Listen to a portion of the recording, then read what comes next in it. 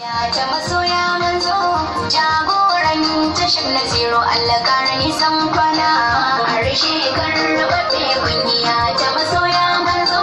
jagoran tashar Naziru Allah kara nisan kwana.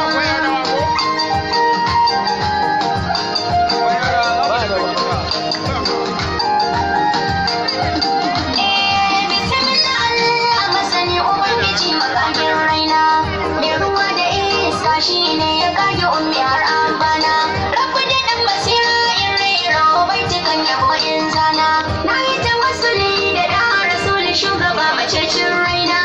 dan magiyansa rabu ya kage wuta shi yayo aljanna